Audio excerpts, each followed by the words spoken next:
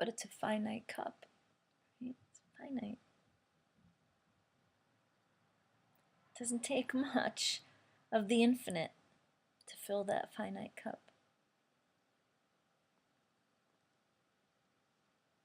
And when I'm in the infinite, with the infinite, I'm just like, wow, it's infinite. It's infinite. But my heart, my little human heart, my emotional valve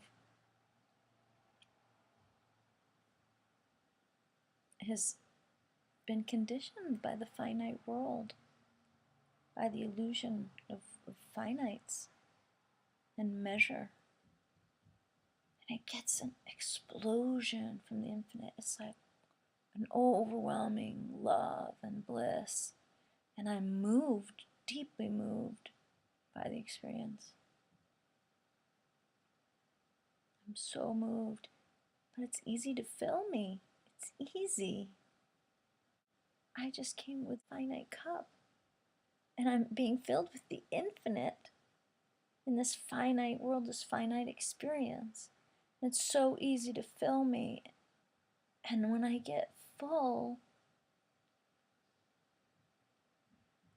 it's the best feeling, being filled and feeling full.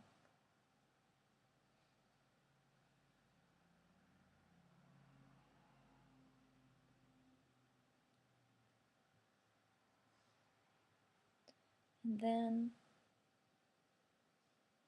I don't stay. I don't stay and become a fountain. It's filling and overflowing and overflowing and overflowing, and just experiencing the experience of fullness. Just staying in the experience of fullness. Instead, I get full, and then I get up. And I want to sometimes I want to share my fullness. And sometimes sharing my fullness, I stay fuller longer. I feel a little more overflow. Sometimes by sharing my fullness,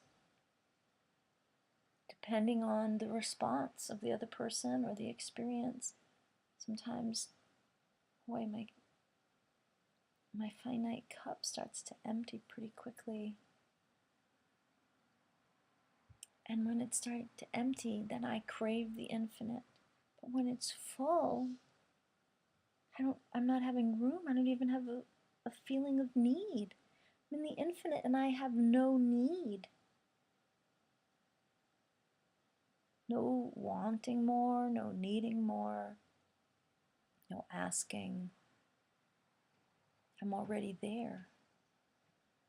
Right? The trip is over. Right? My destination. I don't have to be busy. I don't have to be crazy. I don't have to be thinking. I don't have to be doing. I'm already there. I've arrived. There is the moment. And there's nothing challenging about it. I don't have to buy a ticket. I don't have to do math. I don't have to figure out when the next train is coming. There's no work. There's no effort there in the infinite. It's the I am. I'm in I am.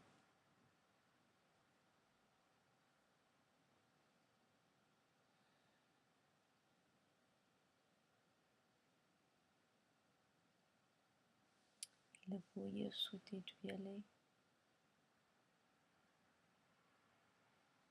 T'as vu pousser il fallait. The finite cup is slow to stretch. Il salue, il va. You take a cup from your cabinet, you fill it with water. Eventually it will overflow if you keep filling it. And you think, it's full. You shut the water off and you drink it. It goes down, down, down. And at some point you think, well, I've had enough. I'm not thirsty anymore. That satisfied me for a while. Eventually you'll be thirsty again and you'll need to fill up again. And that cup probably will not have refilled itself in the human linear physical realm, so you'll have to go again seeking a way to fill it. You know, water, juice, tea.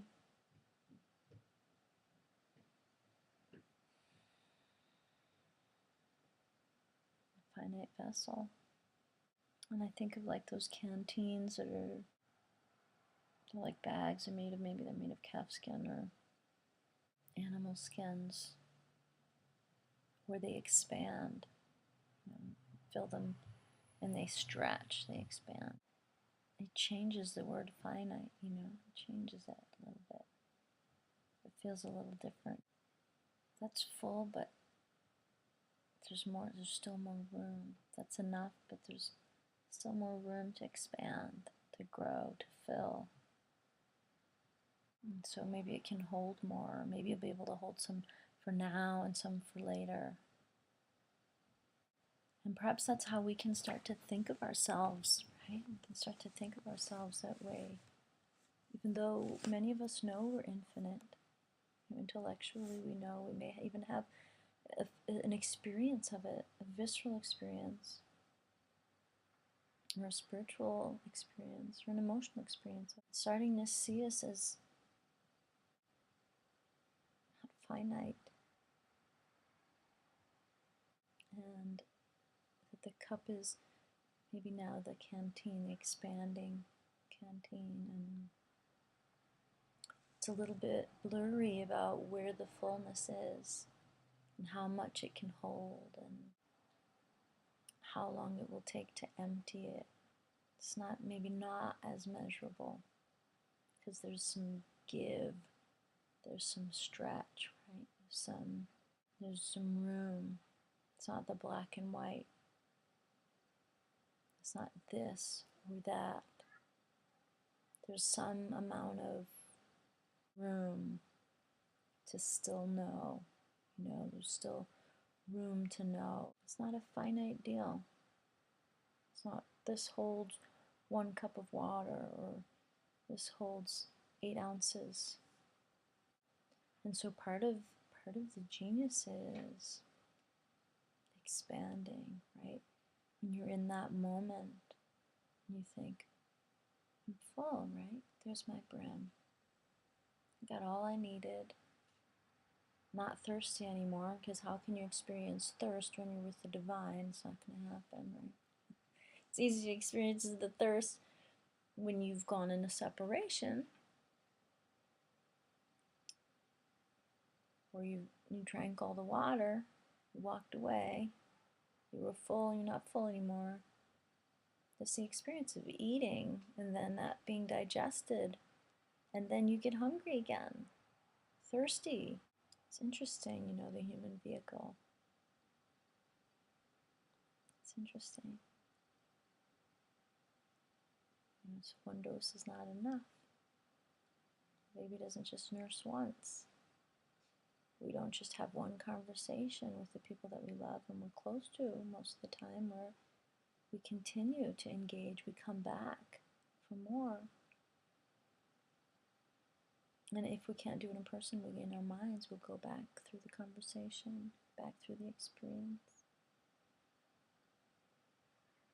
You know, we listen to music, and if we have a song that we resonate with and we love, do we listen to it once? No, often we may purchase it. We may listen to it again and again. We may record it.